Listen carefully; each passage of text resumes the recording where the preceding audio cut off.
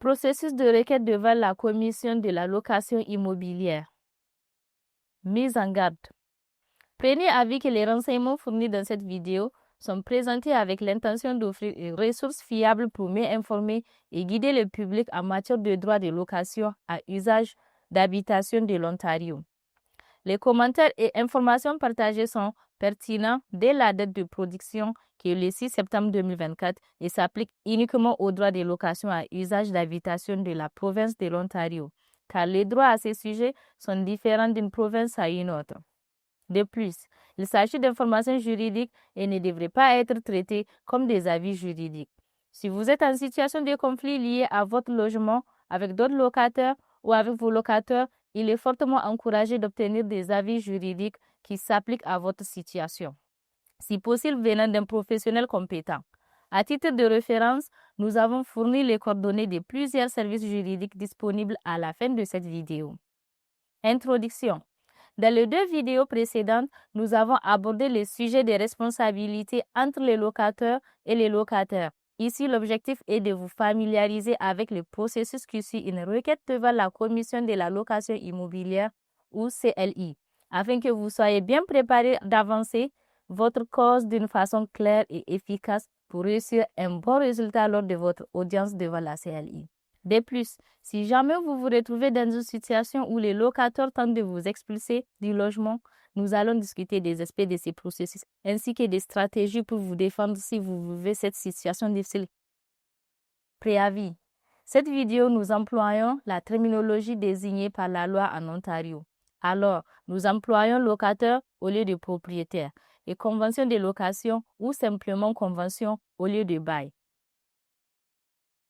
Préparer une requête devant la Commission de la location immobilière CLI.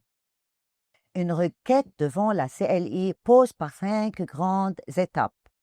La période avant le dépôt de la requête, le choix d'une requête, le dépôt d'une requête, la médiation et l'audience. Avant le dépôt de la requête, dans certains cas, avant de songer à présenter une demande à la CLI, il est conseillé de parler avec votre locataire pour le mettre au courant de la situation qui vous cause des difficultés. Dans cette conversation, il est bon d'essayer de trouver une entente pour résoudre le problème allégué.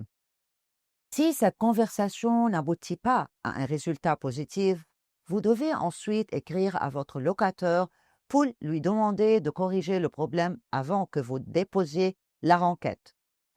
Ceci agit comme preuve que le locataire est au courant de la situation et évite des excuses au contraire. Cette communication peut se faire par lettre, par message texte ou par courriel. N'oubliez pas de bien conserver le message. Choix d'une requête. Dans le cas où vos tentatives pour résoudre le problème à l'amiable ne réussit pas, prenez soin de choisir la bonne requête. Le type de requête que vous choisissez dépend des faits de votre cause. Il existe différents formulaires pour différents types de problèmes. Par exemple, un manque d'entretien du logement comparé au harcèlement de la part du locataire. Si vous ne savez pas quelle requête présenter, utilisez l'outil en ligne navigateur de tribunaux décisionnels Ontario. L'outil est disponible en cliquant ce lien Internet. Il est possible de télécharger les formulaires ou de contacter la CLI pour vous envoyer les formulaires par la poste.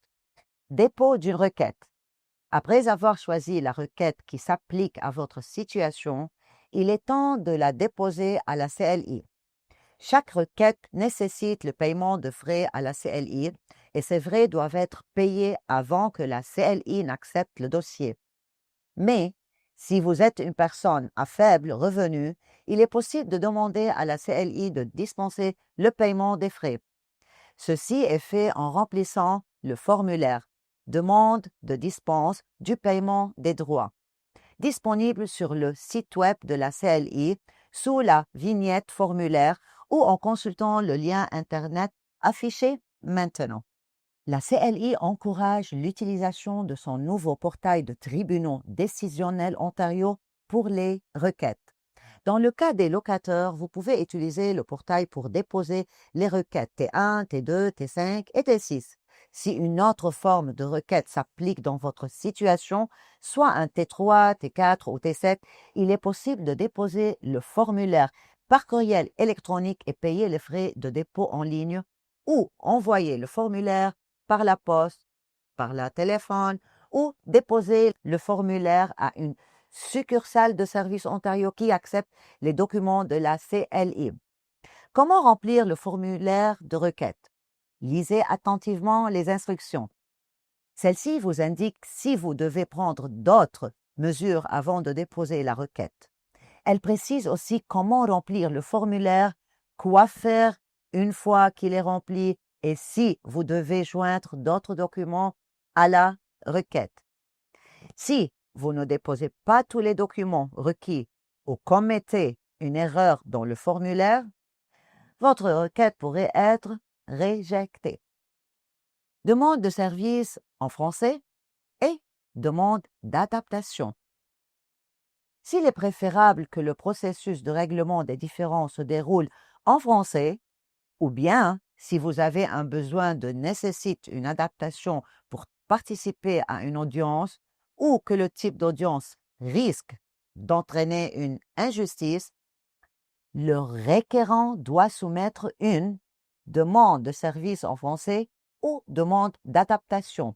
Par exemple, une personne qui n'est pas capable de participer à une audience virtuelle parce qu'elle n'a pas accès à un téléphone, à un ordinateur ou Internet, ou encore pour des raisons fondées sur un handicap qui doit être adapté pour garantir votre participation, comme avoir accès à un interprète en langue des signes.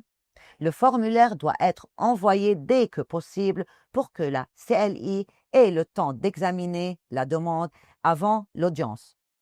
Après avoir déposé la requête, la CLI examinera votre requête. Dans le cas où une requête comprend des erreurs, les documents pourront être retournés pour que vous puissiez corriger les erreurs ou ajouter les informations manquantes. Une fois que la requête est acceptée par la CLI, vous recevrez un message par la poste ou par courriel électronique. Celui-ci agit comme votre accusé de réception et comprend un numéro de dossier qui commence par les lettres CLI ou LTB et beaucoup d'informations supplémentaires qui sont importantes à consulter. Il est prudent de conserver le numéro de votre dossier car il sera requis pour toute votre interaction avec la CLI. Détermination de la date d'audience. Bientôt, la CLI fixera une date d'audience. Lorsque cela se produit, vous recevrez un avis d'audience indiquant le type de requête déposée, le but de l'audience, l'heure, la date et le type d'audience. Ceci peut être virtuel, en présentiel, dans une salle d'audience de la CLI ou par écrit. Présentement, la majorité des audiences se font de façon virtuelle. Avant l'audience, une fois que vous recevez l'avis d'audience, la responsabilité tombe sur le locataire de fournir les preuves à la CLI et au locataire. Cela inclut toutes les preuves comme la convention de location, preuves de paiement, communication avec le locataire, enregistrement, vidéo, etc. Les preuves doivent être présentées au moins 7 jours avant la date de l'audience ou si après la divulgation des preuves du locataire. Vous avez des preuves qui répondent à ces documents, vous avez 5 jours pour fournir des contre-preuves. La CLI préfère que les éléments de preuve soient soumis par l'intermédiaire du portail de tribunaux décisionnels Ontario. Si ceci n'est pas possible, il est acceptable d'envoyer les documents par courriel électronique à l'adresse courriel, celui-là. Pour livrer les preuves au locataire, il est bon de lui demander la permission d'envoyer vos documents par courriel électronique. S'il refuse, il est conseillé de lui remettre en leur donnant les documents en main, propres, par la poste en les déposant dans la boîte aux lettres où le locateur reçoit son courrier par service d'expédition ou par télécopieur. Dans ce cas, il est prudent de remettre le formulaire certificat de signification à la CLI comme preuve que vous avez en fait envoyé les documents au locateur. La médiation auprès de la CLI. Pour tout différend, il est suggéré de parler avec la partie opposée pour essayer de retrouver un accord à l'amiable. Pour ce faire, la CLI offre des services de médiation. Ces services sont accessibles avant la date de votre audience à la CLI. Ou, dans le cas d'une audience pour non-paiement de loyer, ils sont souvent disponibles le jour même de l'audience. Pour accéder à la médiation avant la date prévue pour l'audience, vous pouvez contacter la CLI pour demander une date ou vous pouvez vous inscrire au service à travers le portail des tribunaux décisionnels. La médiation est un service gratuit et les parties ont le choix d'y participer volontairement.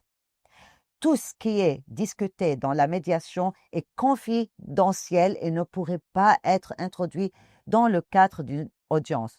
Le médiateur, aussi appelé agent de règlement des différends, est disponible pour vous aider à trouver un terrain d'entente pour résoudre vos différends avec le locateur et éviter les résultats malheureux qui peuvent parfois résulter lors d'une audience contestée.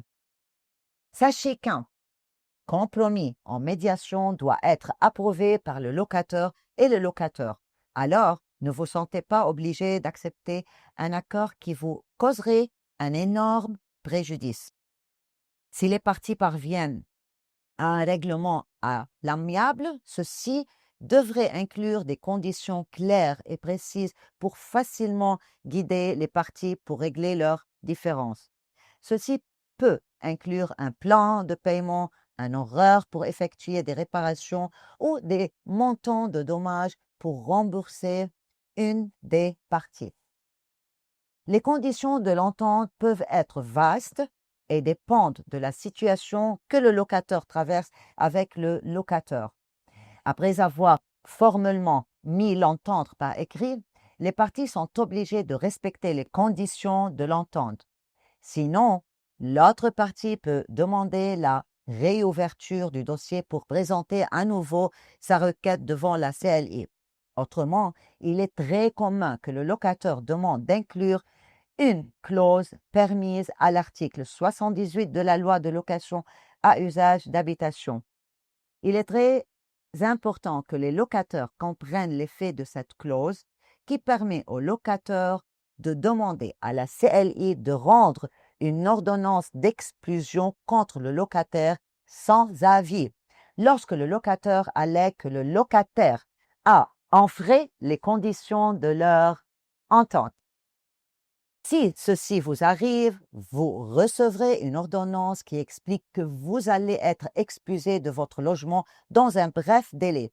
Pour suspendre l'expulsion et vous défendre, il est nécessaire d'agir immédiatement pour déposer une motion pour annuler l'ordonnance.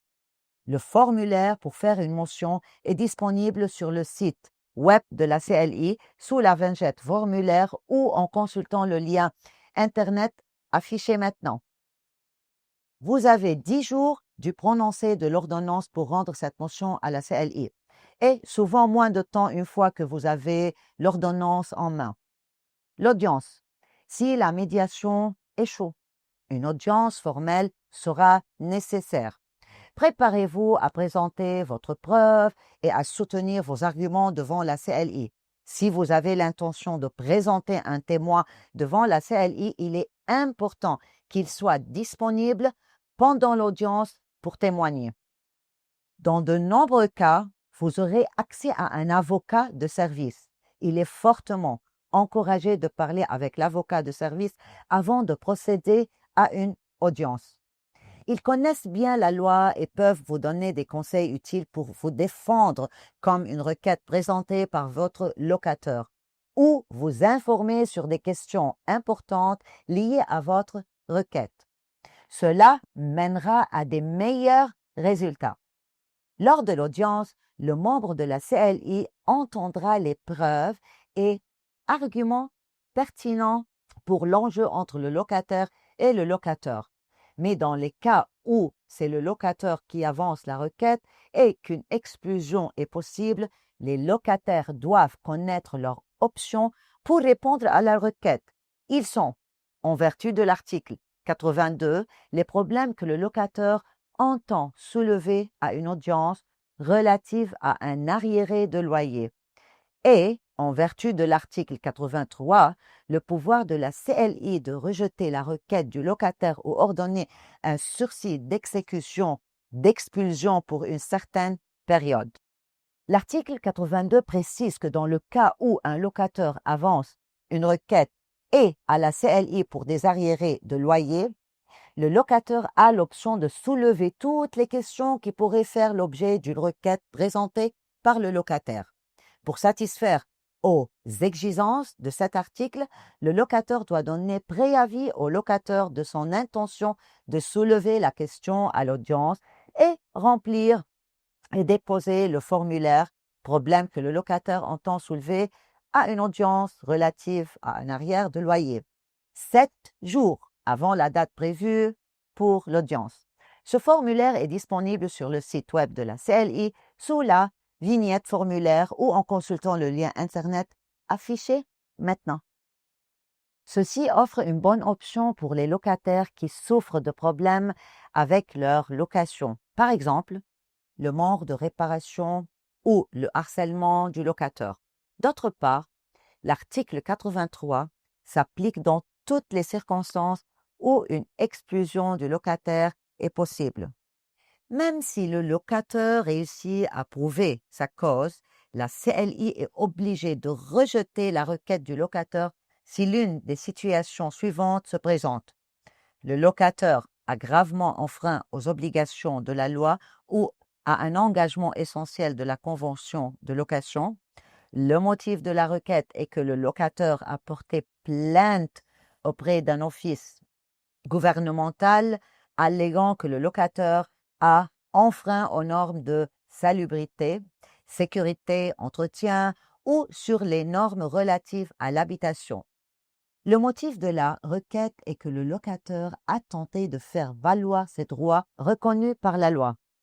Le motif de la requête est que le locataire fait partie d'une association de locataires ou tente de constituer une association de locataires. Ou le motif de la requête est que des enfants occupent le logement.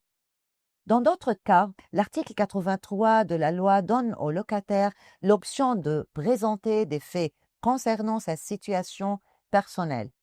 Il est obligatoire que la CLI considère ces faits et emploie son pouvoir discrétionnaire pour rejeter la requête ou ordonner un sursis d'exécution de l'exclusion pour une certaine période. Les faits à porter à l'attention du membre sont les suivants. Le revenu du locateur, sa situation familiale, incluant les enfants, l'âge, le handicap, la santé physique et mentale du locateur ou des autres occupants. Si l'expulsion causera un préjudice envers le locateur et risque d'enfreindre ses droits de la personne, connexion dans la communauté où est situé le logement, difficulté de trouver un logement alternatif, accès à un loyer adorable, la durée de la location, le comportement du locateur et, s'il est possible, que l'action offensive puisse être réglée avec des mesures ordonnées par la CLI. Après tout, si la CLI ordonne de vous expulser de votre logement, vous allez recevoir une ordonnance d'expulsion dans un délai de 11 jours de la date où l'ordonnance est prononcée. Après le 11e jour, le locataire a le droit de déposer l'ordonnance auprès du shérif pour faire exécuter l'ordonnance et reprendre possession du logement du locataire. Si vous avez subi une injustice ou qu'une erreur grave existe dans la décision, vous allez avoir l'option de demander à la CLI de revoir le dossier ou de faire appel à la cour divisionnaire. Les deux ont le pouvoir de suspendre votre expulsion pendant que le processus de révision est en cours. Autre conseil pratique pour préparer pour votre audience auprès de la CLI, familiarisez-vous avec la loi sur la location à usage d'habitation de l'Ontario pertinente à votre cas. Connaître les dispositions légales et réglementaires est crucial. Organisez vos preuves de manière claire et chronologique. Facilitez la compréhension de votre cas en structurant les preuves de manière logique. Restez concis et respectueux lors de votre présentation devant la CLI. Présentez vos faits de manière factuelle et évitez les digressions inutiles. Conclusion. En suivant ces conseils et en vous préparant soigneusement, vous augmentez vos chances de présenter une requête solide et d'éliminer le préjudice et l'expulsion devant la Commission de la location immobilière en Ontario.